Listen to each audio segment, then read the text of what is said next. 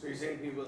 May you be blessed, our rock, our king, and our redeemer, creator of holy ones. So fine. So we're just saying about how unbelievable Hashem's everything is, and we're making an intellectual recognition that everything, Hashem created everything comes from Hashem, i.e. there's a creator, and therefore if there's a creator, there's a purpose to life, and Hashem is fully involved in everything that happens. Nature itself is a hanhaga of Hashem, that means a behavior of Hashem. Hashem behaves through nature. We learned this last time. So the sun does go up and down, but it's really Hashem consistently doing that. It's not like Hashem's switched on a timer, sun go up and down. Hashem is making the sun, but he always does it. So that's hanhaga in nature. He keeps nature going all consistently. Once in a while, if he really feels like it, he can stop the sun going down. We have stories in the prophets and in the Gemara where he did that if we need a miracle for whatever reason. But in general, he doesn't. In general, nature's nature. That's what's happening.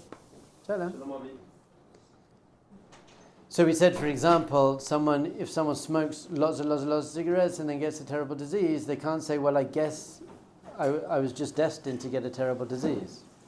No. Were they predestined? No, not at all. There's something called nature, and God is running nature, but nature says if you smoke lots of cigarettes, then you'll probably get this terrible disease. By the way, Hashem could be very kind and not give you that disease. So there are some people who smoke a packet of cigarettes a day and live till 100 years old. But in general, if you do stupid things, then you face the consequences of stupid things, because that's how Hashem runs the world. Hashem runs the world through natural forces, and if you go against them, then... So if you overeat and get overweight and things, you can't say, well, obviously Hashem wanted me to be unhealthy.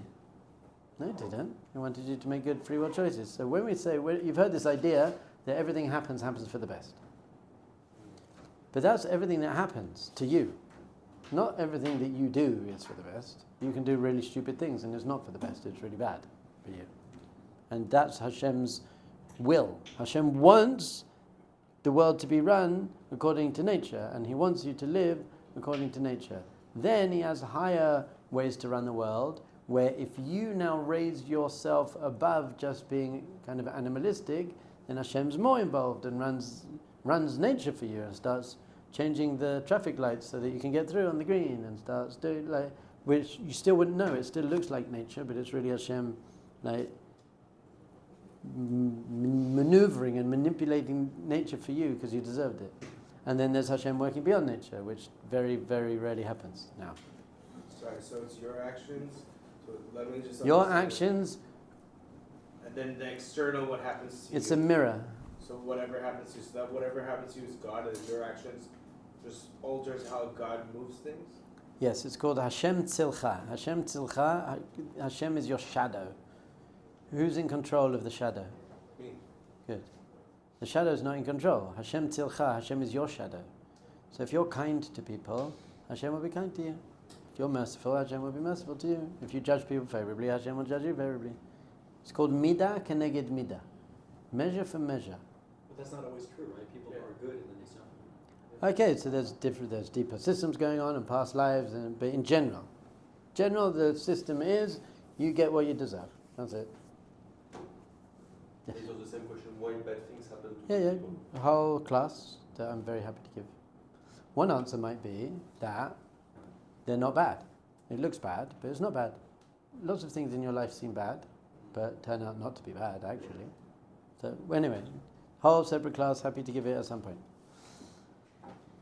Or maybe they weren't good. Maybe. So then it says, fine, so we bless Hashem, and then it goes into this whole thing. We're on page 86. I see you all have your Siddurim. Fantastic, come prepared. So, page 86, then it starts talking about the angels.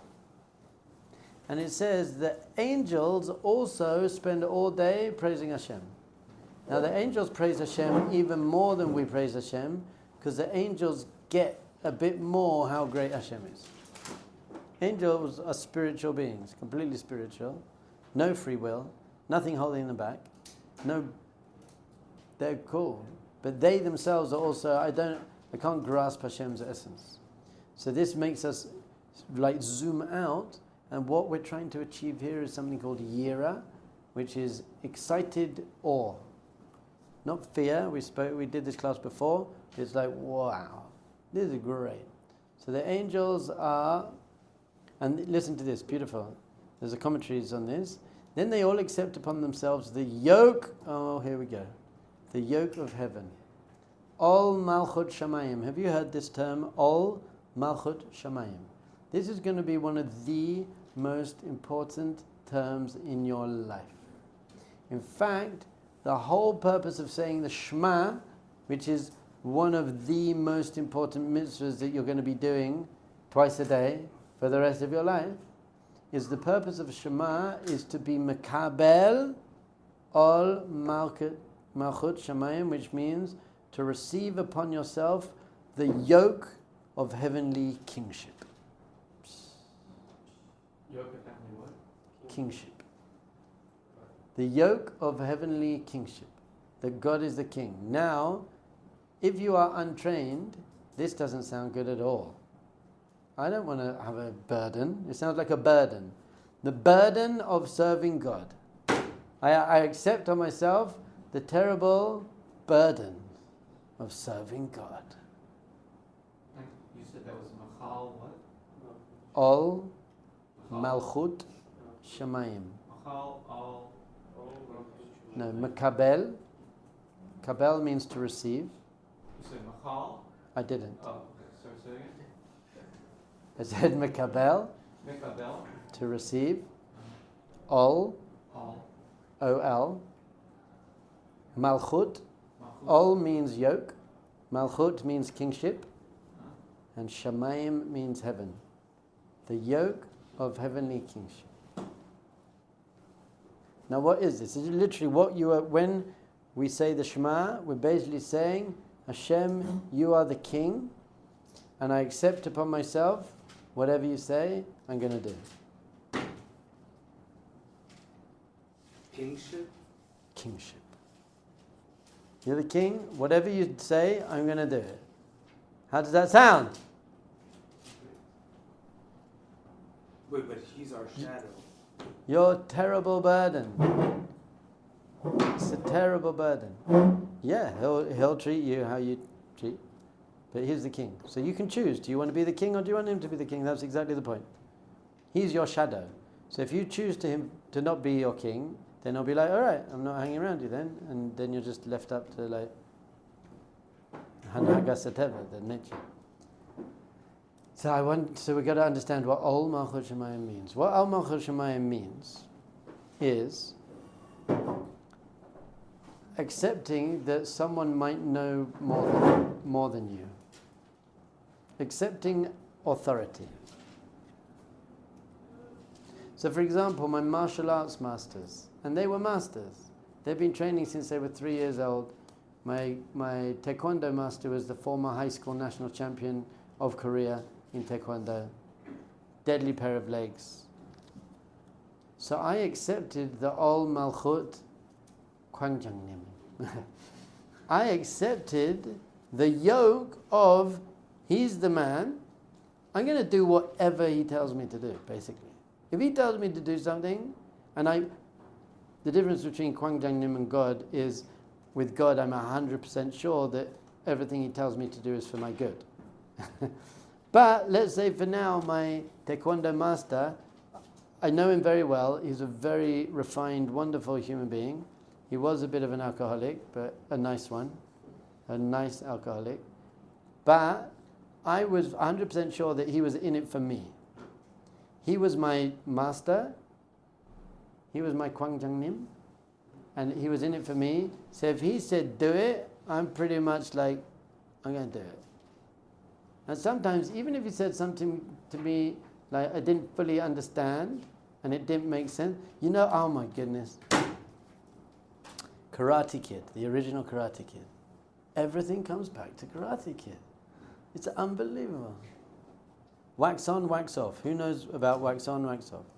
So Daniel-san wants to learn karate. Mr. Miyagi says, I'll teach you, but first you've got to clean all the cars in this car yard. Wax on, and you take the wax on like with this hand, and then the wax off with this hand. And at first, Daniel sounds like, what are you doing? It was a waste of time. And Misty Maggie is just like, Daniel San, do it. So Daniel San spends hours and hours wax on, wax off. He was Makabel Ol Malchut Miyagi. Ol Malchut Miyagi. If Miyagi tells me to do it, I'm not even going to question him. Like, don't question him. Then it turns out that he spent so long doing this that Mr. Miyagi threw him punch, and Mr. Miyagi says, wax on, and he's like, whoosh, wax off. Whoosh. So he's just spent all day training amazing blocks, and he's like painter up. Another example, Ol Malchut Hadokta. If you've got a bad disease, and you go to the best, most expert doctor on the face of the planet, and they say to you, you have to drink this very, very bitter medicine, or you have to do this or that, you don't question them. Why? Because they know better. By the way, you can question them sometimes because they can explain it, but you don't have to go to university for 10 years and get a medical degree and a chemistry degree and a physician degree to trust the doctor and work out how anatomy works and how medicine works. You trust the doctor. So once you trust the doctor, you receive upon yourself the kingship of the doctor. So when there are even things that you don't understand, knowing for a fact that the doctor knows and knowing for a fact that the doctor is in it for you, wants the best for you, then you receive Ol Malchus Doctor.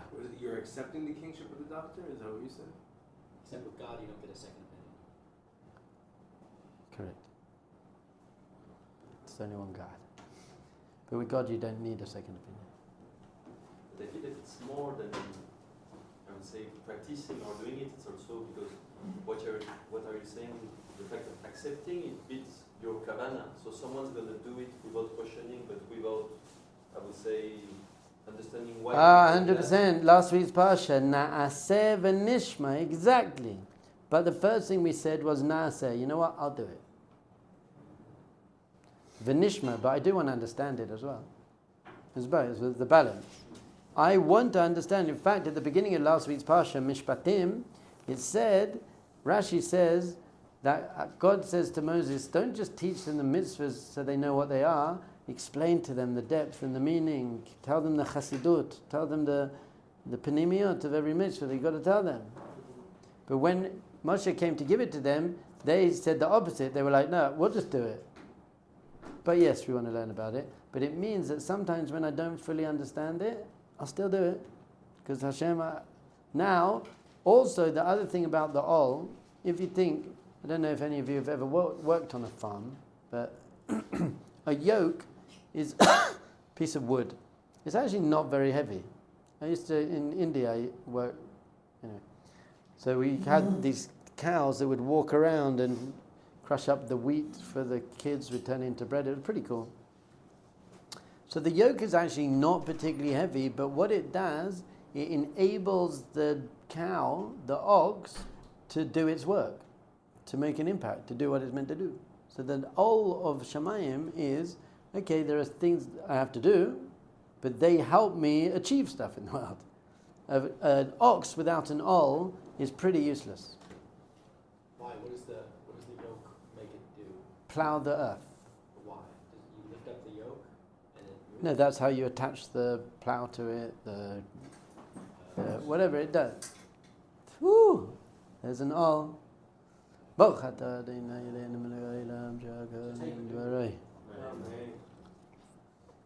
So in this sense, yes, it's might be easier not to keep kosher.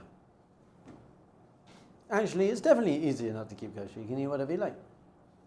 So there is an Ol, there is this yoke. I have this thing that seems to restrict me, but is actually helping me, because not kosher food is not good for me.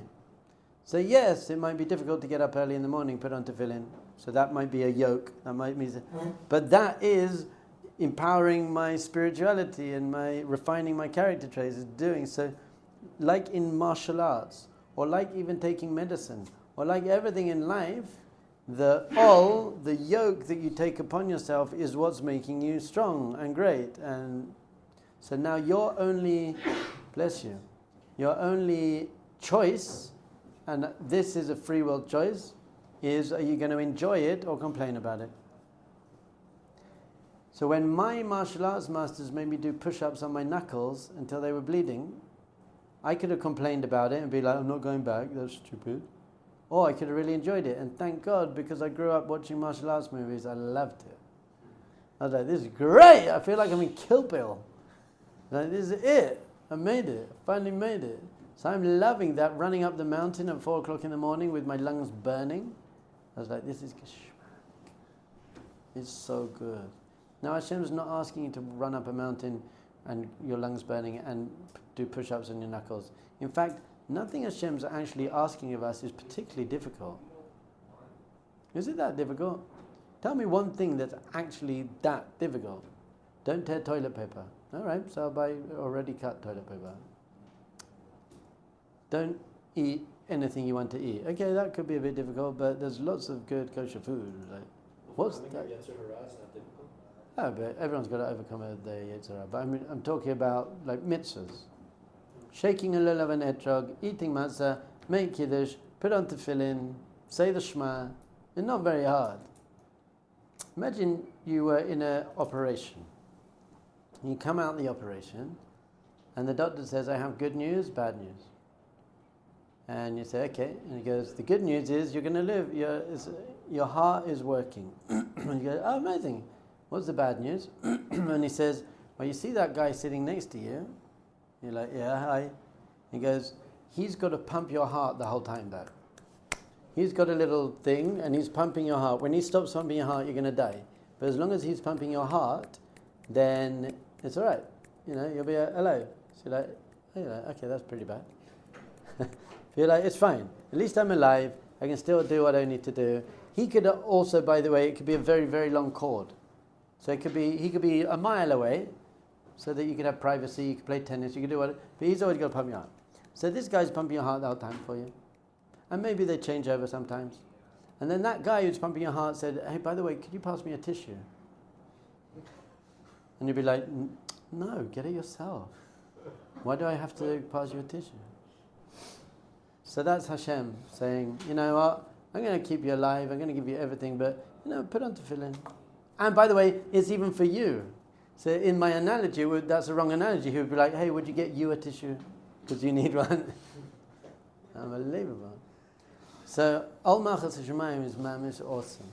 Al Malchus Shemayim is, Hashem, I'm going to do it. And we said there was even a higher level, which is, why does Hashem want you to do the mitzvahs? He wants you to do the mitzvahs for you, because they're good for you. But why should we want to do the mitzvahs? We want to do them for Hashem, to give Him nachas, to give Hashem praise. So, you know what, Hashem, I'm doing it for you. Amazing. I love doing mitzvahs for Hashem. Every morning I've been doing it since I learned this idea. Put on my tefillin in the morning and say, Hashem, I'm doing it for you. So when people say to me, you know what, I don't really understand this mitzvah, I don't get anything out of it. So I say to them, it's all right, it's not for you anyway, do it for Hashem. So some people can't handle that and they're like, oh God, why did Hashem need me to do it? But some people are like, wow, great. It doesn't even for me anyway, I'll just do it. I want to do something for you, Hashem. It's amazing. I love Al Malchut Shemayim. So we got this Al Malchut Shemayim. So these angels, unlike humans who are very competitive, the angels grant permission to one another to sanctify, and then they say this, the most famous line maybe in davening, we say it very often, Kadosh, Kadosh, Kadosh, Hashem Sevakot, Melech al haaretz kvoidoi. So we spoke about what Kadosh means. Did we speak about it? Here we didn't then. Okay, we don't have time now. We'll do it tomorrow. But, just for now, I've forgotten where this is. I've forgotten where I read it. But it says, Kadosh, Kadosh, Kadosh, 3 times. And I'll tell you tomorrow who said it. It's one group of angels saying to the other group of angels, you're holy. And the other group of angels are saying, no, you're holy. Now once we both accepted that each other are holy, then we can say, Kadosh Hashem. Hashem's holy. We both recognize Hashem's holiness. The opposite of competition. When we amongst ourselves as the Jewish people, when I can look at you and say, you're holy, man, and you look at me and say, you're holy, now we're a team, now we can really proclaim, Hashem, you're holy. That's what we're trying to do. Famous midrash that fire and water were arguing. Basically, Gabriel and Michael, two angels, were arguing. Fire is hot and goes upwards and destroys. Water is cold. Gabriel is fire. Water is cold, goes down and gives life. Fire is hot, goes up and destroys. Water is cold, goes down, gives life. That's why the chiuli in the new building is fire and water. And you can see the fire going up, the water going down. So they're basically exact opposites. Fire and water, exact opposites. So they're fighting with each other.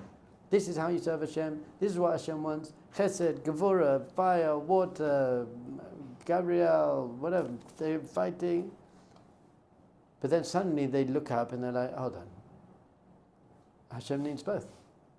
He needs fire and he needs water. And actually when fire and water get together, then you can cook soup. Chicken soup. So life's all about chicken soup. Brilliant. This is the proof from the Midrash that life's all about chicken soup. So the word for heaven in Hebrew is shamayim, which is esh and mayim. Shamayim, esh mayim. Because when fire and water actually get together and say, you know what? We have different roles to play, but we're both serving the same Hashem, then Hashem's creation can be fully manifest and fully expressed. But we have to recognize that. Okay, tomorrow we're going to talk about what Kadash means. It's very important. It's a very important word. Shabbos.